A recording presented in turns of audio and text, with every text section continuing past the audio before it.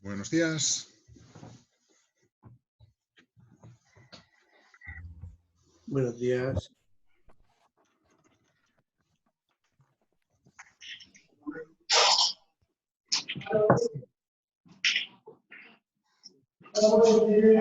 Buenos días. Hola, Juan de... ¿Se me oye con los cascos?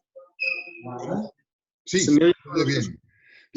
Lo que pone Javier es que te has cambiado de nombre, te han rebautizado en la Pascua y te llamas Pablo Lombardero. Ah, ya, es que este es un libro de la estatua. Muy bien, yo creo que solo falta Almudena, si no me equivoco, por llegar. ¿No?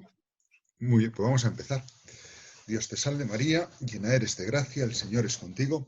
Bendita tú eres entre todas las mujeres y bendito es el fruto de tu vientre, Jesús.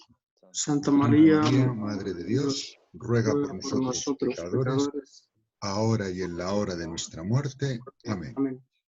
Vamos a comprobar que todos oís bien. O sea, decid algo para ver si me oís. Tomás. Hola. Javier ya lo ha dicho. Juan de también. Satish. Sí. Darío. Sí, lo escucho bien. Manuel. Hola, buenos días para todos. Sí, Manuel, a ti siempre se te oye muy bajito, no sé por qué.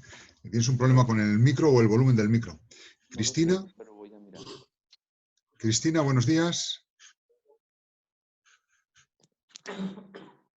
Cristina, hola. No sé qué la pasa. Le mando un mensajito.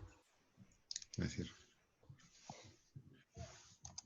decir, hola, no se te ve, ni se te oye. ¿Vale? Bueno, en principio, como cuestión práctica, ahora con lo que al final he hecho una cuenta pro de Zoom y con eso tenemos os envié, yo creo que eran 2 enlaces, ¿no? En el correo. Bien, con este va a bastar. Lo he convertido en recurrente total, o sea, el segundo no lo uséis y siempre nos vamos a conectar a través de este, sea el día que sea a la hora que sea, siempre con este. ¿De acuerdo? Yo me imagino que con algún profesor también os habrá pasado ya que tenéis una sola dirección de Zoom y con esa dirección vale para cualquier sesión, ¿no? Okay. Es una de las cosas que permite esto. Bien, pues dicho esto, una pregunta. ¿Os ha preguntado al abrir la aplicación si queríais ser grabados o no? Sí. Os lo ha preguntado, ¿no? Uh-huh. Juan, si no activas el micro no Sí, se te oye. sí, Vale. sí. Muy bien. A mí me ponía, bueno, no sé si daba permiso, pero esta conversación está grabando. Eso que es. que lo indica. Sí, lo digo para respetar vuestro consentimiento. Yo lo que no sé es qué pasa si tú dices que no. Que a lo mejor te deja fuera o te deja entrar y a lo mejor lo que le está pasando a Cristina, que ha dicho que no. Ah, ya. Y entonces no puede hablar ni puede, no lo sé. Si tenéis un chat, preguntárselo a Cristina, no sea que sea eso lo que le pase. ¿Vale? Vale.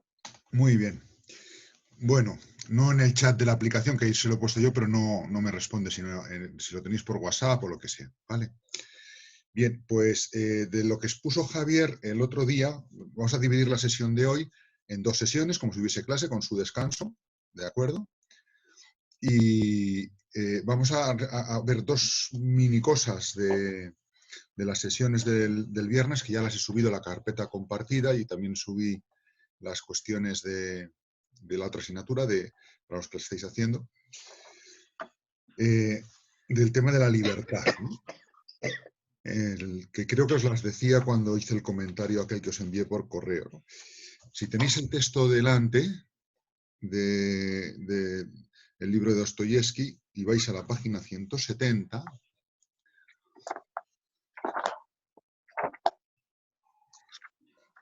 en la página 170, el último párrafo del punto 2, ¿lo tenéis ya delante? Sí. Vale. Así me olvido decir lo que vamos a hacer. Primero, ver 2 cositas de la libertad, luego Juan de nos hará la exposición, luego dialogaremos sobre lo de Juan de y otras cosas que se nos ocurran a propósito de ella, y finalmente haremos la conclusión a Parison. ¿De acuerdo? Bien, el texto dice: la ambigüedad de la belleza abre un abismo en el corazón del hombre. No solo parece hallarse más allá del bien y del mal, sino que el mismo mal toma el aspecto de lo bello y engaña al hombre al ocultarle su distinción del bien. El mal toma la apariencia del bien y el hombre lo busca, pero se percata de que es el mal lo que persigue. Se vuelve tan incapaz de distinguir lo uno de lo otro que no entiende cómo la práctica del mal pueda traer consigo la negación del bien, ni por qué seguir al uno y al otro al mismo tiempo sea una doble traición hacia el bien, porque además de reemplazarlo por el mal, se le confunde con este.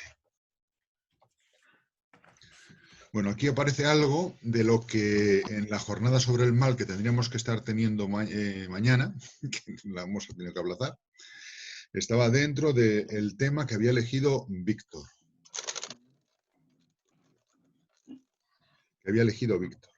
O sea, la belleza del mal, o la belleza que oculta el mal. Javier, tú que es el que has leído más este tema, ¿tendrías algo que decir o comentar de este párrafo?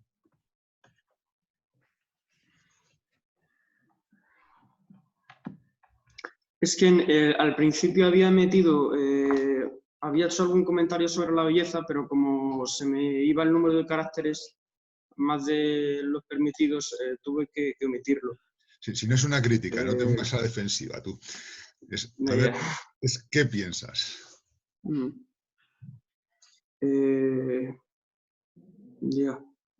No, pues que como que ahora me viene a la mente un poco esto que hablaba yo de las dos libertades, ¿no?, que hay, de esta de la libre arbitrio o la libertad de apuesta que comentaba, pues como que está todo un poco imbricado, ¿no?, en esta naturaleza antinómica del ser, que muchas veces lo que no es auténticamente bueno, como que hay una apariencia de bello en ello, ¿no? Y es un poco como el modo en el que la serpiente al final engaña a Adán, ¿no?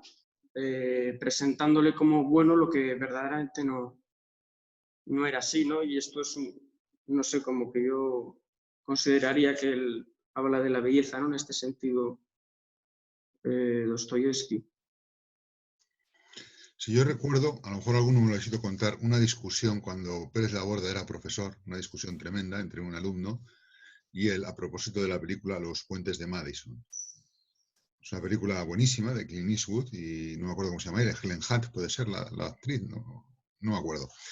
Y es la historia en un pueblo rural de un fotógrafo que va allí a unos puentes fluviales que son una preciosidad y se medio aloja en la casa de una familia y de repente,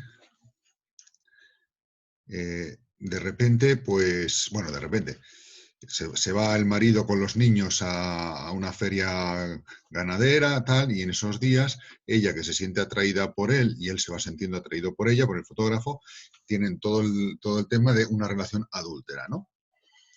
Pero todo está narrado con una poesía, con mostrar la intimidad de los sentimientos, del corazón del ser humano, que va mostrando cómo aquello tiene cierta belleza, ¿no? Y que aquello no es ni algo bruto, ni algo salvaje, ni algo desprovisto de amor, de sentimientos, ¿no? Sino que aquello está provisto de unos componentes humanos y de una dignidad humana también grande, y todo narrado con una gran belleza, ¿no? De manera que luego la película acaba bien, en el sentido de que, aunque los dos se han enganchado afectivamente, ella decide ser fiel a su familia y él la ayuda y quiere respetar eso y desaparece del mapa, ¿no? Pero durante el desarrollo, que no sabes qué es lo que va a pasar, el sujeto que está viendo lo que hace es ponerse dentro de una narración bellísima en el lugar de la tentación del adulterio y lo va viendo como algo bello, algo que no está tan mal, algo que a mí me puede pasar, algo que yo no sé si en ese momento yo optaría por irme con él o no. ¿No? Claro, entonces la discusión que se planteó en la clase con Alfonso Pérez de la Borda, entre el alumno y el otro, es que Alfonso Pérez de la Borda decía, eso es bello. Esa película es bella. bellísima, ¿no? Y lo que narra ahí tal, y él decía, no, no puede ser bello porque la belleza va ligada al bien, es uno de los trascendentales y por lo tanto si no hay bien, no hay belleza. Aquí vemos que el libro de Dostoyevsky, la interpretación que hace Parison de ella, que no se sabe muchas veces dónde, pasa como con Sócrates y Platón en este libro, ¿no? Pues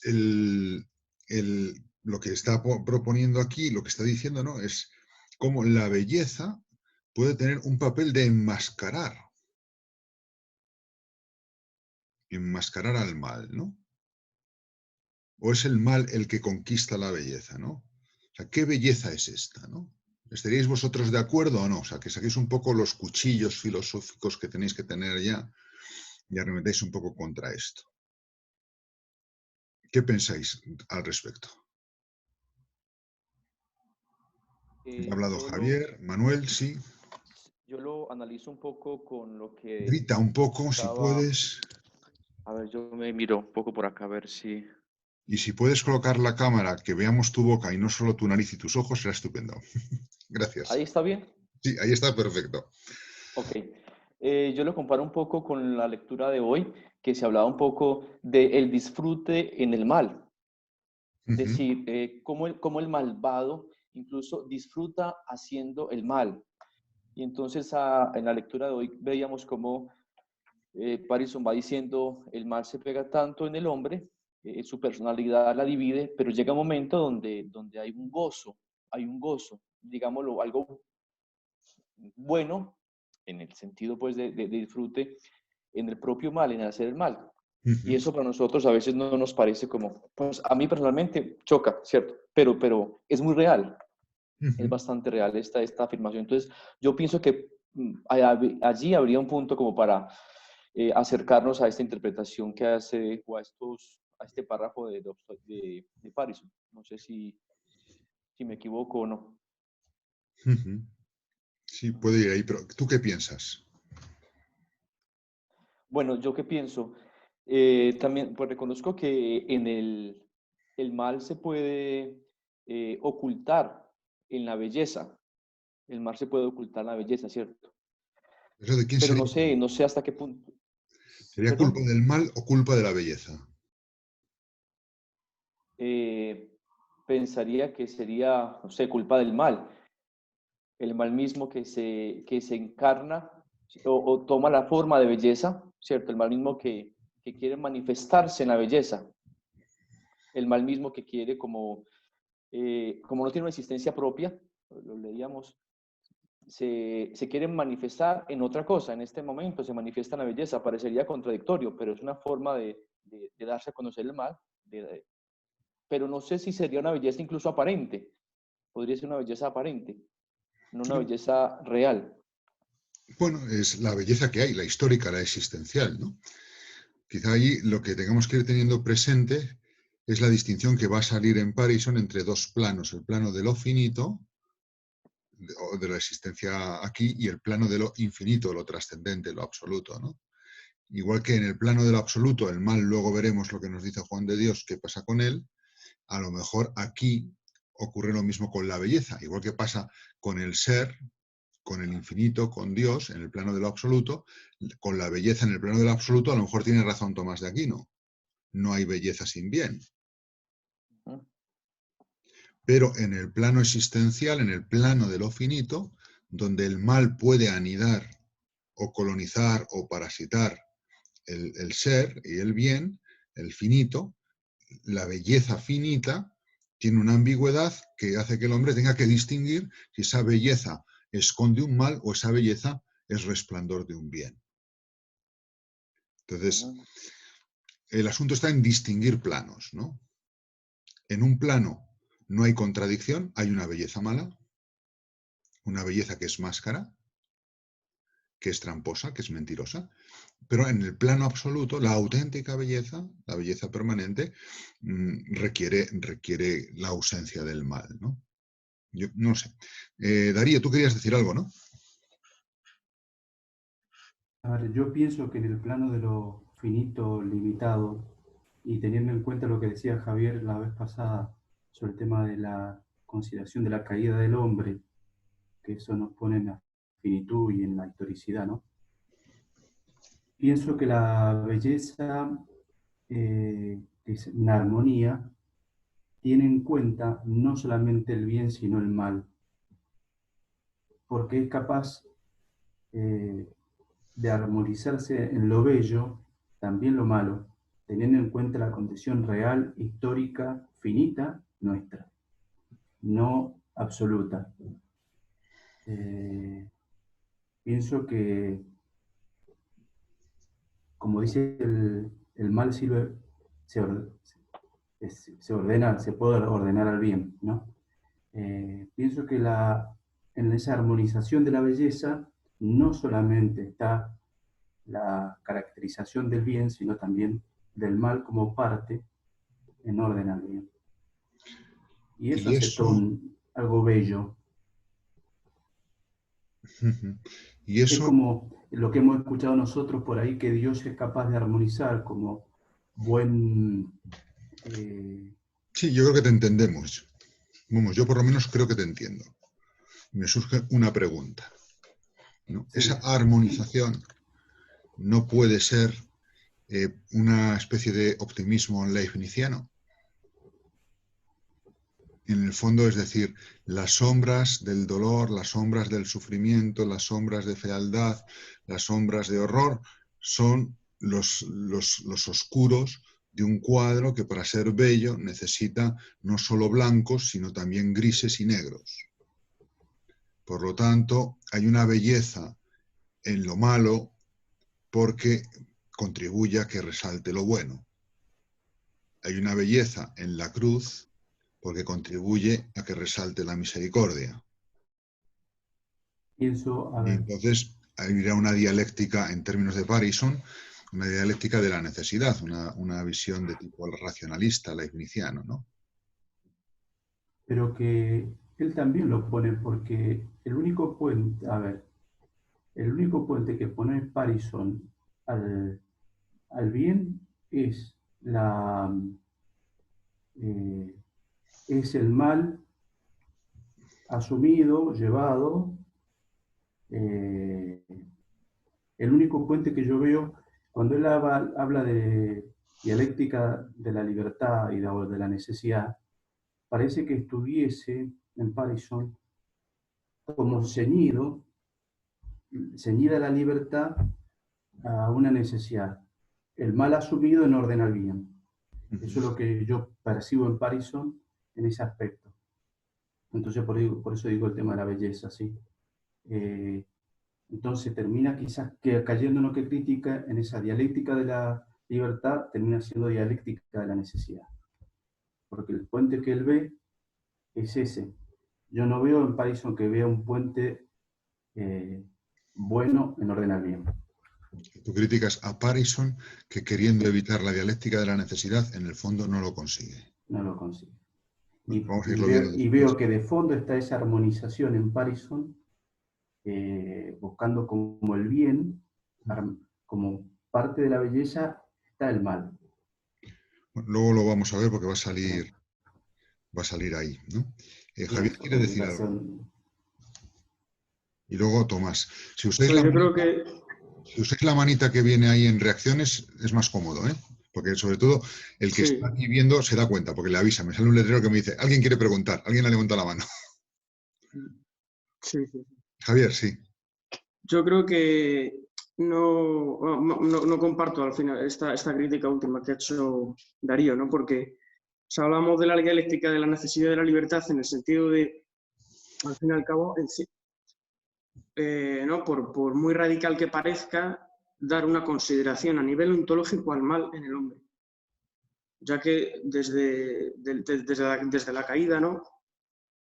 Esto obviamente ya desde un punto de vista desde la caída, pero aún así se puede experimentar pues, secularmente, ¿no? La experiencia de mal en el hombre, que es algo evidente por los asesinatos, las injusticias sociales, etc. O sea, y precisamente poniendo de relieve Parison que el mal puede destruir al hombre, puede llevar a cabo a la aniquilación del ser, O sea, está dando una potencia activa al mal, ¿no? Y no meramente pasiva, porque, claro, la historia del pensamiento tiene mucho peso, en el sentido de que, al fin y al cabo, ¿no?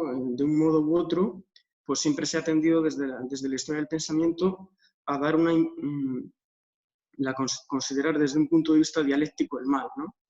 O bien como un momento constitutivo, ¿no? Dentro de este devenir del espíritu absoluto, en el que el mal representa la finitud y, por lo tanto, para que este espíritu pueda realizarse plenamente en su libertad, tiene que asumirlo, ¿no? Desde la antítesis y llevar a cabo una nueva síntesis tal, o bien desde la perspectiva, ¿no? Del considerar el mal en una relación lógica como lo opuesto al bien, ¿no? Y darle esa importancia, pero es que aquí hay una consideración radical del mal en el sentido de que el hombre en su libertad puede dejarse asumir por el mal y destruirse, ¿no? Y esto, vamos, decía él en estos capítulos, ¿no? Que sobre todo se representa, ¿no? En el personaje este ficticio de Stavrovin, ¿no? En Los demonios, en Dostoyevsky. Entonces, es que la dialéctica de la libertad es como hay que entrar, digamos, en esta nueva forma de pensamiento, que es una estructura totalmente distinta, ¿no? En el sentido de que la condición que posibilita tanto el mal y el bien del hombre es su libertad, ¿no? Y en esta relación ontológica por medio de la libertad del hombre con Dios, pues el mal, digamos, que tiene ese doble aspecto. Pero para entender bien esto siempre hay que partir como que de la naturaleza antinómica del ser, ¿no? Desde esa corrupción primera, por la cual, como somos, pues eso, somos finitos, y la ambigüedad ahí se da, ¿no? Siempre. Pero que la consideración del mal la toma con todas sus consecuencias, por eso. Solo era eso. Vale, Tomás y luego Cristina y pasamos al siguiente texto. A ver, Tomás. Yo iba a decir, o sea, para mí el mal nunca es necesario para, o nunca es un medio en cuanto mal para llegar a una belleza o a un bien, es decir, no en cuanto que se tome el mal y se pueda llegar a una belleza o a un bien, otra cosa es que Dios lo haga. Y luego también, o sea, como que el mal en lo que de ser tiene, o sea, es decir, para mí el mal es el no ser, y en lo que de ser tiene la acción mala, hay una belleza, pero no es que la belleza corresponda al no ser del mal, sino que corresponde al ser que no ha llegado a ser. No sé si me estoy explicando un poco. A ver, repite lo último no me he enterado yo bien. O sea, para mí lo malo... Lo primero es que, salvo la intervención de la gracia o la intervención de Dios, que es libre, eso no ocurre de una manera necesaria, y lo mismo ocurre con el hombre, porque no ocurre de una manera necesaria, sino que es libre. Lo que sí podemos nosotros es, por decirlo así, experimentar que de hecho está ocurriendo así, pero que de hecho esté ocurriendo así no significa que de derecho tenga que ser así, sino que lo que observamos es que eso pasa así por el juego de nuestra libertad y el juego de la libertad divina. Y eso es lo que nos da que pensar. Pero eso no nos justifica para pensar que, como es así de hecho lo que está pasando, tuviese necesariamente que ser así, con lo cual escaparía de la necesidad, ¿no? Eso es lo que te he entendido del primer punto dicho con este otro lenguaje, ¿no? Totalmente. Y el segundo punto, ¿cuál sería? O sea, el primer punto está muy bien visto, Tomás. O sea, a ver si aprovechas esa vena crítica que te ayuda mucho a ver dónde están las heridas. Lo que tienes que hacer luego es hacerlas sangrar un poco. Y luego el segundo punto es, o sea, para mí el mal, la acción mala es como que es el no ser, pero la acción mala tiene algo de ser en cuanto que se efectúa. Entonces, lo bello de la acción mala no está en tanto lo que no es del mal, sino el poder ser que no ha sido. Es decir, o sea, cuando uno hace una acción, hay algo de bello en cuanto que podría orientarse al ser, pero en lo que tiene de no ser es lo que quita totalmente lo que podría ser esa belleza. O sea, por ejemplo, por poner un ejemplo, si yo tengo una relación con alguien, lo que me podría llevar a un ser de una plenitud, lo llevo por otros caminos que me llegan a una belleza que parece, pero no es, justamente por ser malo. Entonces lo que me da es como una apariencia de ser. Como si fuese una belleza fantasmagórica, ¿no? Sí, como un aparecer que no. Es la chica de mi vida, es la chica súper real, tal, no sé qué, guapa, lista, buena, rica, tal, y luego vas a salir con ella y resulta que es un holograma. Efectivamente. O sea, es como una especie de apariencia. O sea, porque tiene algo de ser en cuanto que las acciones se están efectuando, pero como no lleva a donde tiene que llevar, es una mera apariencia que se queda ahí, pero no llega al ser propio de la belleza, sino que es como que se oculta entre... Eso es lo que yo creo. Vale, bien. Sí, bueno, el punto metafísico está ahí, aunque yo creo que es más interesante la primera reflexión. Vamos, Cristina, y con esto acabamos. ¿Cristina? Vale, creo que mejor Mejor después. Vale, entonces vamos a pasar. te lo escribo. ¿Lo escribes? ¿Dónde? ¿En el chat? Que el chat no siempre es fácil de manejar aquí. Si no, por correo. No, ahora, bueno, lo digo rápido. En el plano ontológico, pues todo es bello porque la belleza es un trascendental y realmente existe. Y pienso que el mal, o sea, quiere existir esto que decía, parasitariamente, toma ser en la belleza, es un no ser, pero toma el ser de la belleza para seducir. Y es que la belleza está allí, en todo.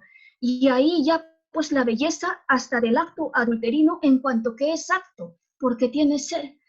Creo que es eso. No te he entendido bien. Ya lo siento. No te he entendido bien. ¿No se me escucha? Sí, no, es lo que. Sí, escucharte sí. El problema no es de escucharte, el problema es de comprensión mía. Digo, a nivel ontológico, pues la belleza existe, todo cuanto existe es bello. Y el mal, pues, es un no ser, tiene que apropiarse de la belleza para hacerse realidad y usar su poder seductor. Y ahí hay ser, y en cuanto ser también habría algo de belleza, es lo que entiendo yo. Bueno, sí es ver cómo es parasitario, ¿no? O sea, es poner, o sea, visto desde la ontología, el mal, igual que parasita el ser, parasita la belleza, ¿no? Ahora, visto desde el lado del existente, desde la persona que está en la historia y en la vida, lo que pone de manifiesto es el carácter ambiguo de la belleza. O sea, yo que voy por la vida, ante las formas bellas que me aparecen, o las figuras de belleza, tengo que estar prevenido. ¿Por qué? Porque esa belleza puede ser signo de la gloria del bien, que resplandece, o del ser, o puede ser signo de, por esa ambigüedad que tiene la belleza, de algo malo que me descamina, ¿no? Me divide. Bueno, vamos a ir al otro texto, que sería, estaba mirando aquí si lo tenía para proyectarlo, pero no es la parte que no hemos escaneado de la experiencia de la libertad. Está en la página 192. Yo no sé, los que tenéis el libro lo podéis ver. Javier lo puede ver. No sé si alguno más lo puede ver. Solo Javier. Juan de también. Y Manuel también. Vale, fenomenal. Si vais a la página 192, en el primer párrafo, ¿no? Que es una frase provocativa, que es por la que yo le decía el otro día a Javier que quizá estaba un poco en su exposición suavizando un poco a Parison, ¿no? Es ambiguo el mal, ambiguo el bien, pero entre todas las cosas humanas, es la primera línea de la página 192, es la libertad quizás la más ambigua de todas. La razón de esta ambigüedad radica en el hecho de que ésta es originaria y por tanto no presupone nada, ni siquiera una razón que podría orientarla para discernir entre el bien y el mal. Y entre paréntesis, para Dostoyevsky la razón es impotente para ello. O sea, para Dostoyevsky la razón es impotente, no puede, por sí misma, no de hecho, sino por sí misma, la razón no puede discernir entre el bien y el mal, no puede iluminar a la libertad. Continúa la cita. La libertad ignora soberanamente qué sea el bien y qué sea el mal. Y es ella misma la que decide lo uno y lo otro. Por tanto, la libertad se encuentra tanto en la base del acto más infame y perverso como en el más bueno y sublime. Primera línea del párrafo siguiente. Una libertad así entendida se asemeja de modo sorprendente a la libertad de los demonios.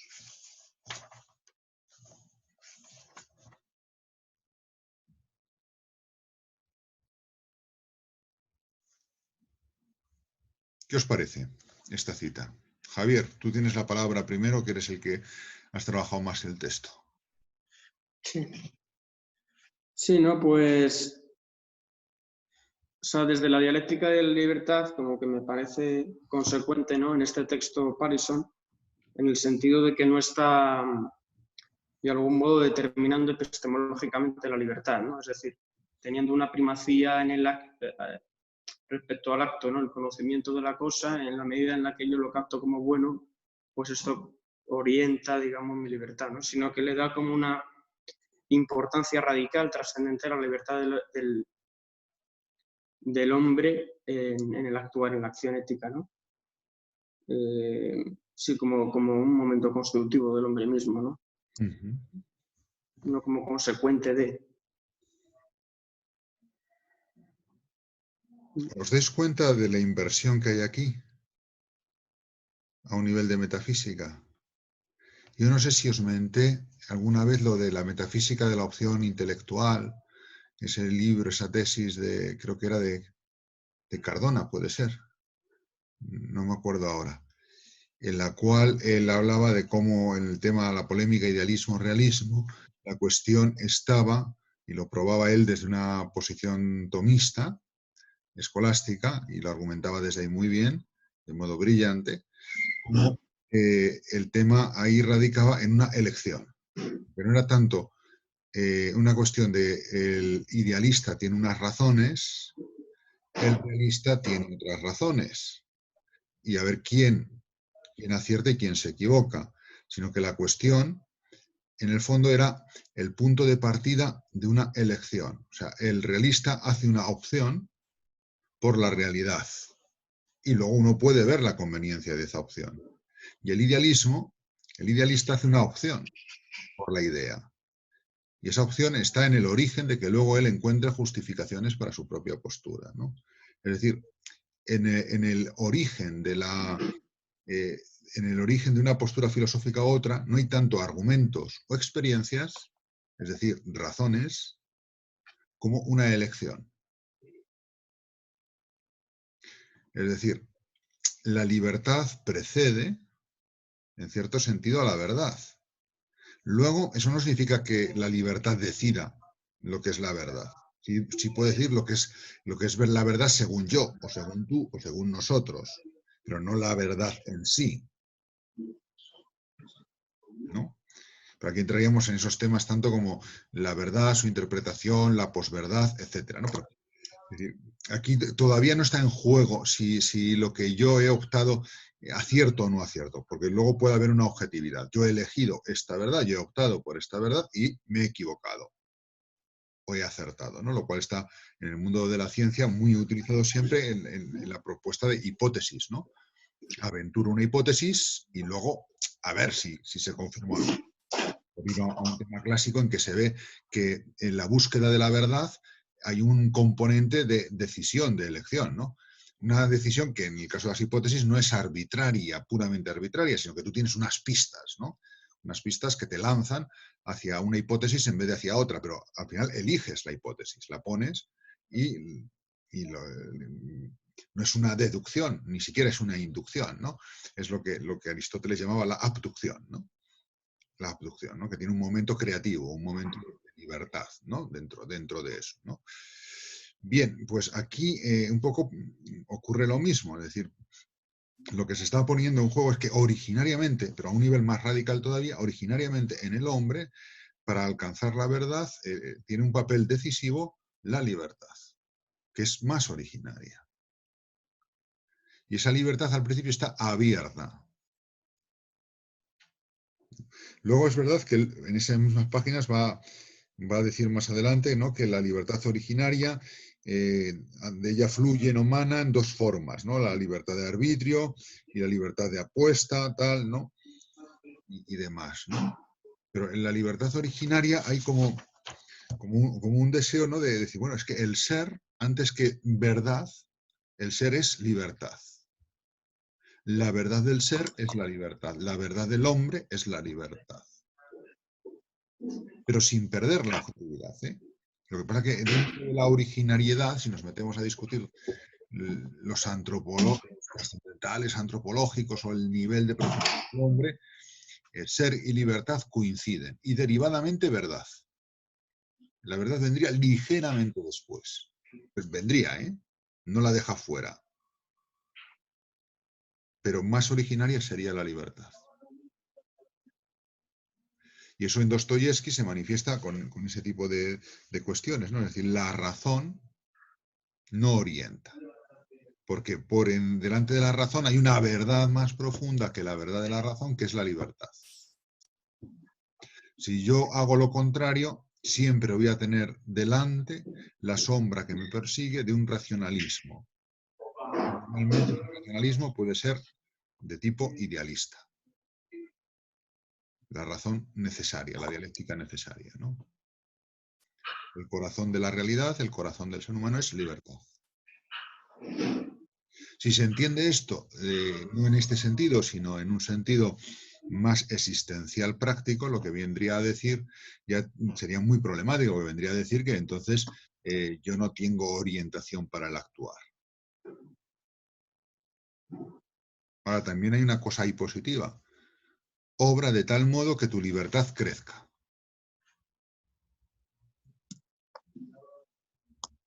Vale. Aquí alguien...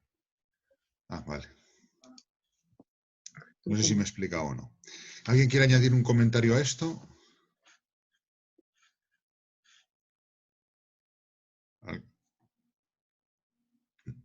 Juan de, sí. Bueno, más que añadir un comentario, pero entonces lo que no entiendo, o sea, en comprensión ante esta idea, se puede entender aquí un irracionalismo un poco... Bueno, lo último es que no, la última parte que ha dicho no es que no la he entendido bien, pero un poco un irracionalismo en Dostoyevsky, ¿no? Porque si la razón no es capaz de iluminar en nuestro actuar y en nuestro vivir, ¿no?, sino que es verdad que la libertad está como antes, es más originaria que la razón, pero en la existencia cotidiana ilumina nuestra libertad también y nuestro actuar, ¿no? Sí, vamos a ver si logro explicarlo, ¿no? Es decir, en un nivel ontológico, en un nivel de radicalidad, habría una prioridad de la libertad. Eso no implica, a mi parecer en Parison, que se deje la verdad. O sea, la verdad ilumina quién soy, la verdad ilumina luego mi actuar. Pero sí evita el riesgo, con ese poner antes la libertad, del racionalismo. Hay que tener en cuenta que el enemigo de Dostoyevsky, el enemigo de Nietzsche, el enemigo del existencialismo, el enemigo de los humanistas, de los personalistas, de una manera u otra, es el racionalismo hegeliano, ilustrado, de una razón de la necesidad. El idealismo de Kant, el de Hegel, o el idealismo materialista, el materialismo histórico, ¿no? Es decir, y entonces razón ahí implica necesidad, ¿no? Y en ese punto es donde sí tiene razón Parison, ¿no? Es decir, cuando está diciendo que no da razones, ¿no? No hay deducciones, ¿no? Entonces, habría que desarrollar, que no lo hace él, pero habría que desarrollar. Entonces, ¿en qué sentido la prudencia, la razón práctica, ilumina el obrar del hombre? Aquí lo que tenemos es, no lo hace de una manera racionalista. Siempre será de una manera que promocione la libertad, porque originariamente soy libertad. Ahora, para eso, construya usted una ética. No sé, yo lo interpretaría por ahí. Lógicamente, si yo cojo las palabras de Parison sin captar el nivel en que se mueven y quién es el adversario, pues lo que hace aquí, está haciéndome una crítica tipo Nietzsche a toda ética. Y mira, no, precisamente aquí hay lo contrario, ¿eh? Es coger el punto de lucidez que tiene Nietzsche y hacerlo compatible con la verdad y incluso con el pensamiento escolástico más grande, ¿no? Pero bueno, no sé si te ha servido, Juan de, o no. Sí. Vale, pues entonces vamos ahora a pasar ya a la exposición de Juan de sobre el tema del mal y el sufrimiento. Me enviaste el archivo, ¿no? ¿Lo quieres proyectar tú o prefieres que lo proyecte yo? No, si puede proyectarlo usted. Se lo envié esta mañana un poco remodelado. Sí, entonces tengo que ver el correo. Eso me va a llevar un poquito de tiempo. Ve hablando tú mientras yo lo busco. Sí. Unas palabras introductorias o lo que tú veas. Sí.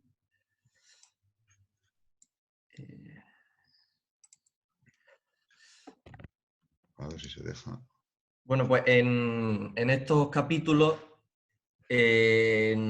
Dostoyevsky va, bueno, demostrando un poco y explicando cómo funciona el mal, primero yo creo de manera más existencial en el hombre, en nosotros, y yendo ya avanzando de un modo más ontológico, ¿no? En una existencia ontológica. Y ya al principio, bueno, y viendo también ahí cómo afecta el sufrimiento del inocente en los diálogos de Iván y en la existencia, bueno, en un ateísmo fuerte, ¿no? Que intenta rebatir Dostoyevsky.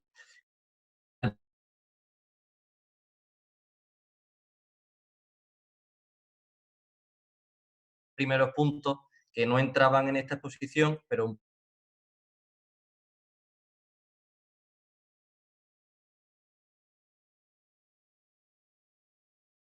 eso, los primeros puntos.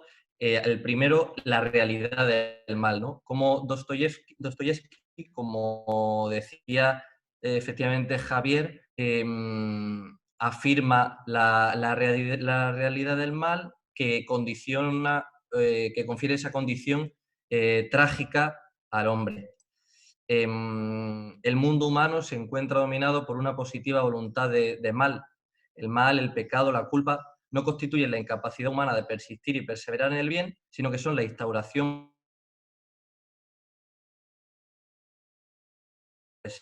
de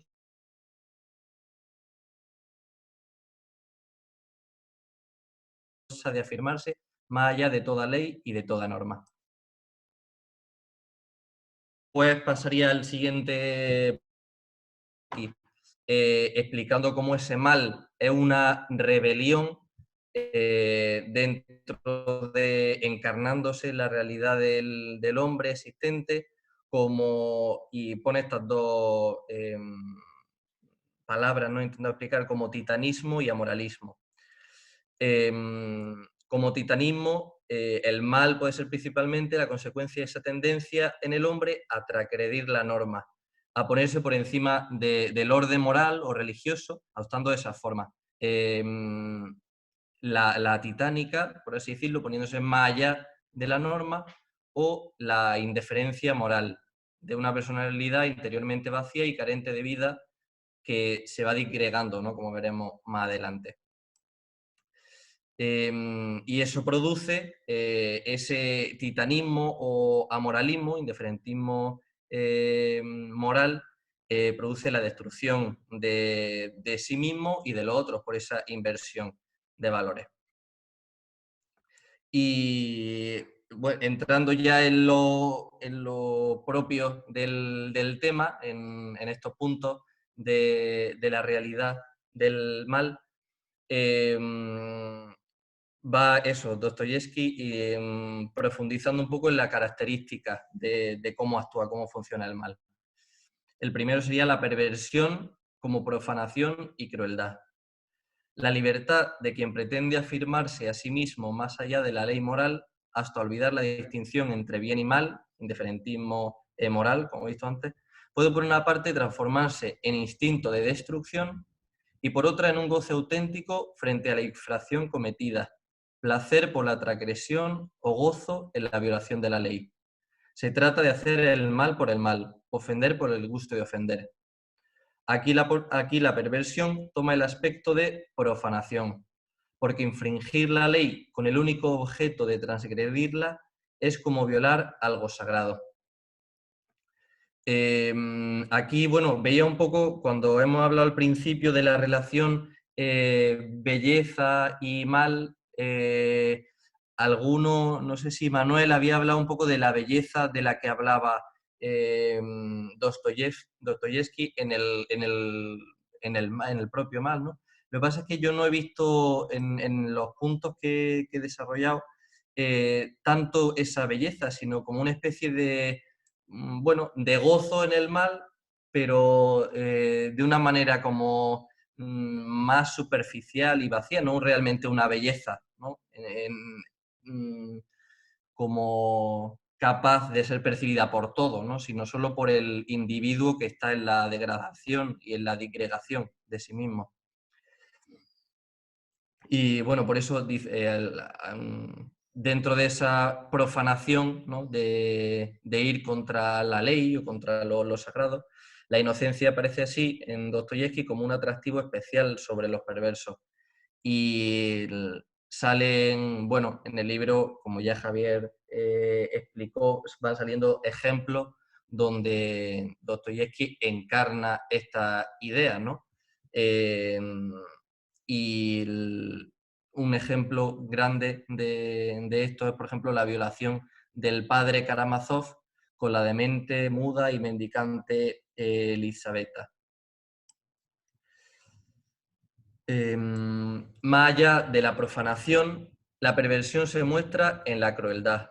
El placer de hacer el mal por el mal no tarda en desembocar en el gusto por hacer sufrir, que se fundamenta en el odio que el perverso siente por la inocencia.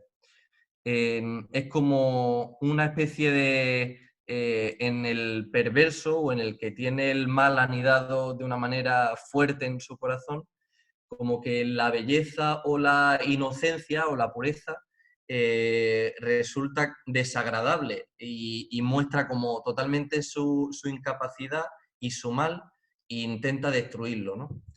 El mismo gusto que siente en contaminarla lo canaliza ahora en hacerla sufrir.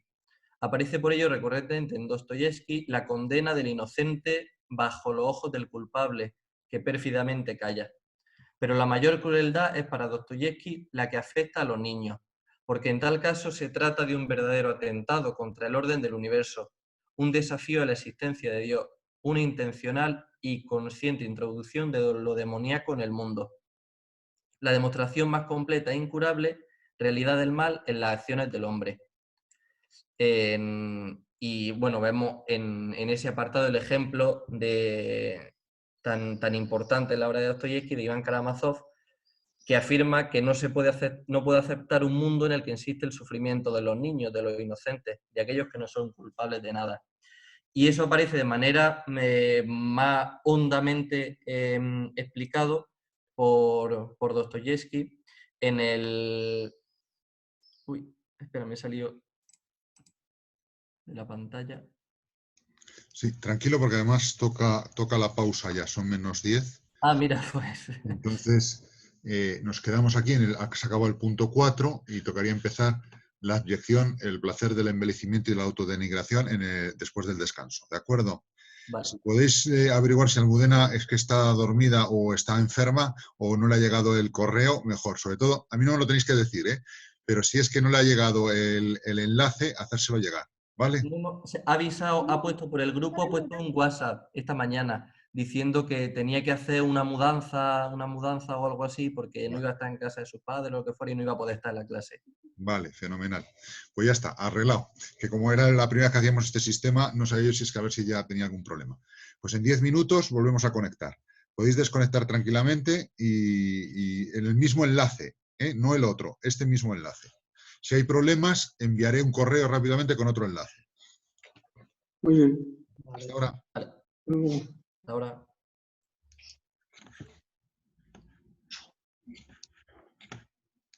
¿Cómo desconecto? No encuentro.